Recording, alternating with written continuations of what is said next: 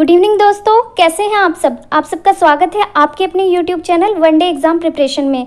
दोस्तों आज मैं आपके साथ राज्य के नीति निर्देशक तत्वों के बारे में बात करने वाली हूं। और दोस्तों A to Z जितने भी क्वेश्चंस आपके एग्जाम्स के पॉइंट ऑफ व्यू से इंपॉर्टेंट है वो सभी आपको इस वीडियो में मिल जाएंगे। आपको एक भी क्वेश्चन अलग से पढ़ने की ज़रूरत नहीं है। और दोस्तों अपनी पिछली वीडियो में हमने इसी तरह राज्य के राज्यपाल के बारे में डिस्कस किया है, तो आप वो वीडियो भी जाकर देख सकते हैं। और दोस्तों प्लीज़ इस चैनल को सब्सक्राइब कर लें, क्योंकि आगे आने वाले टाइम में हम टॉपिक वाइज कंप्रेहेंसिव वीडियोस लेकर आने वाले हैं, जिसमें हम एक एक क्वेश्चंस को डिटेल में डिस्कस करने वाले हैं। तो दोस्तों आज की वीडियो शुरू करते हैं। दोस्तों पहला प्रश्न है, राज्य के नीति निर्देशक तत्व संविधान के किस भाग में उल्लेखित हैं। तो दोस्तों सही जवाब है इसका भाग 4 में उल्लेखित है। अगला प्रश्न देख लेते हैं, नीति निर्देशक तत्वों की व्याख्या किन अनुच्छेदों में की गई है। तो सही जवाब है इसका अनुच्छेद 36 से लेकर 51 तक नीति निर्देशक तत्वों के बारे में बात की गई है, यानी कि ऑप्शन नंबर 1। अगला प्रश्न देख लेते हैं, नीति निर्देशक तत्वों को किस देश के संविधान से लिया गया है। तो दोस्तों सही जवाब है इसका ऑप्शन नंबर डी, आयरलैंड से। जी हाँ, भारतीय संविधान में जो नीति निर्देशक तत्व लिए गए हैं वो आयरलैंड के संविधान से लिए गए हैं। और आयरलैंड ने किसके संविधान से लिए हैं, स्पेन के संविधान से लिए हैं। चलिए अगला प्रश्न देख लेते हैं, आयरलैंड ने अपने संविधान में नीति निर्देशक सिद्धांतों को कब स्थान दिया। तो दोस्तों इसका सही जवाब है ऑप्शन नंबर सी, 1937 में। अगला प्रश्न, निम्न में से कौन सा कथन नीति निर्देशक तत्वों के बारे में सही है। ऑप्शन नंबर ए है, इन्हें नैतिक एवं राजनीतिक मान्यता प्राप्त नहीं है, बिल्कुल गलत। इनकी प्रकृति समाजवादी है, ये स्वतः लागू हो जाते हैं, इन्हें कानूनी रूप से न्यायालय द्वारा लागू कराया जा सकता है। तो दोस्तों इन्हें कानूनी रूप से न्यायालय द्वारा लागू नहीं कराया जा सकता, ठीक है। और ये स्वतः लागू नहीं होते, जो राज्य सरकार है वो अपनी पॉलिसी में इन्हें लेकर आती है, ठीक है। और ये नैतिक और राजनीतिक मान्यता इन्हें प्राप्त नहीं है, ऐसा भी नहीं है, बिल्कुल गलत है। तो सही जवाब क्या है, इनकी प्रकृति समाजवादी है। क्यों, किस लिए होते हैं नीति निर्देशक तत्व, सोशल वेलफेयर के लिए होते हैं, ठीक है। अगला प्रश्न देख लेते हैं, नीति निर्देशक तत्वों को और किस नाम से बोलते हैं। तो सही जवाब है इसका निदेशक प्रवृत्ति वाले अधिकार। अगला प्रश्न देख लेते हैं, राज्य के नीति निर्देशक तत्व किसके लिए आधार हैं। पिछड़े वर्गों का उन्नयन, व्यक्तिगत अधिकारों का संरक्षण, न्याय का प्रशासन या राज्य का प्रशासन। तो दोस्तों सही जवाब है इसका राज्य का प्रशासन। दोस्तों जो नीति निर्देशक तत्व होते हैं, गवर्नमेंट की ये जिम्मेदारी होती है, ये कर्तव्य होता है कि जब वो कोई पॉलिसी बनाए तो वो नीति निर्देशक तत्वों को आधार बनाकर उन पॉलिसीज़ को बनाएं। अगला प्रश्न देख लेते हैं, नीति निर्देशक तत्वों को कितने भागों में बांटा गया है। तो दोस्तों इसका सही जवाब है 3 भागों में बांटा गया है। कौन कौन से 3 भाग हैं वो मैं आपको बता देती हूँ। सामाजिक और आर्थिक चार्टर, सामाजिक सुरक्षा चार्टर और सामुदायिक कल्याण चार्टर, इन 3 भागों में इन्हें बांटा गया है। अगला प्रश्न देख लेते हैं, राज्य के नीति निर्देशक सिद्धांतों को लागू करने के लिए कोई भी नागरिक सर्वोच्च न्यायालय के पास जा सकता है, उच्च न्यायालय के पास जा सकता है, ए और बी दोनों के पास जा सकता है, किसी भी अदालत के पास नहीं जा सकता। तो दोस्तों इसका सही जवाब है ऑप्शन नंबर डी, किसी भी न्यायालय किसी भी अदालत में नहीं जा सकता, क्योंकि नीति निर्देशक तत्व जो होते हैं वो जस्टिसिएबल नहीं होते हैं, उन्हें एनफोर्स नहीं कराया जा सकता है, ठीक है। ये फंडामेंटल राइट्स की तरह नहीं है कि अगर उनका उल्लंघन हुआ है, इन्फ्रिंजमेंट हुआ है तो आप न्यायालय के पास चले जाएं, ठीक।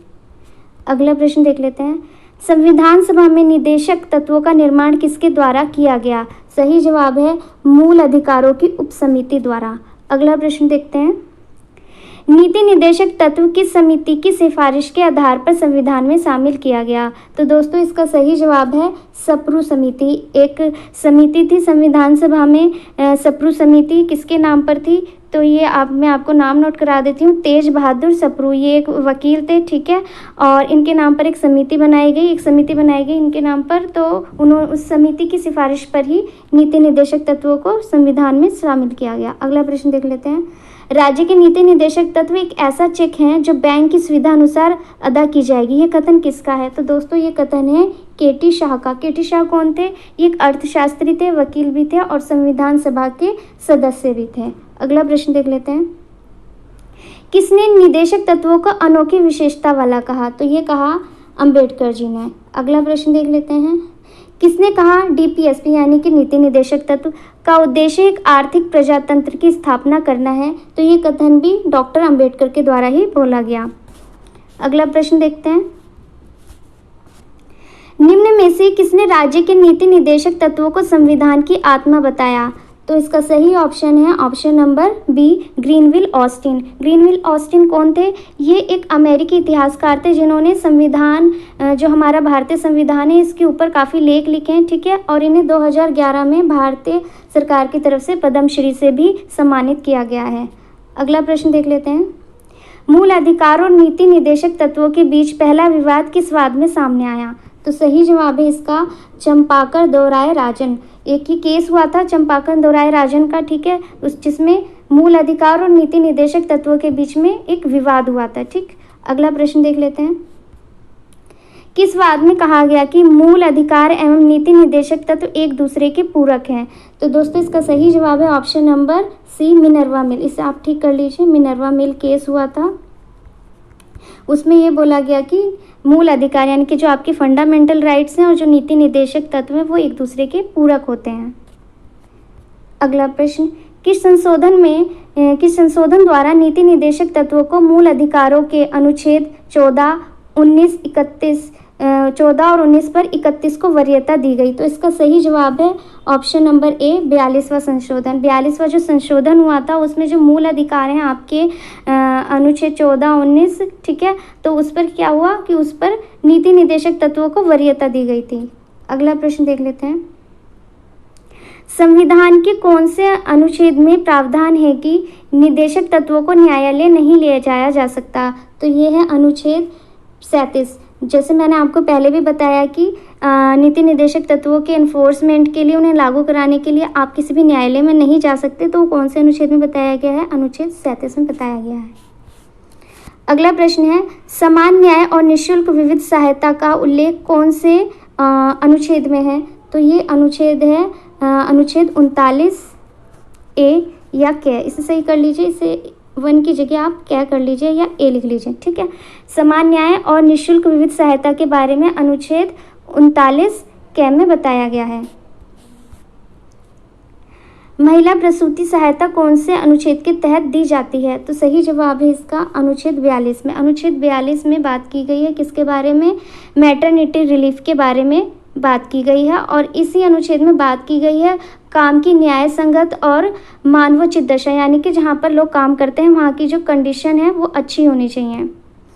मतलब जहाँ पर लोग काम करते हैं वहाँ पर उनके काम करने की दशा जो होनी चाहिए वो ठीक होनी चाहिए, ह्यूमैनिटेरियन होनी चाहिए।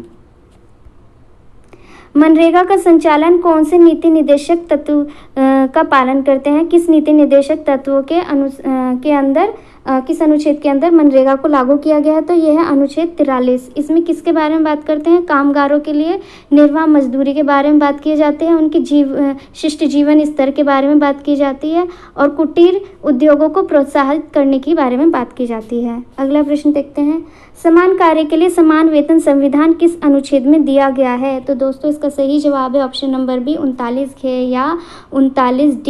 ये बहुत ही इंपॉर्टेंट क्वेश्चन है, कई बार पूछा जाता है बहुत सारे एग्जाम्स में।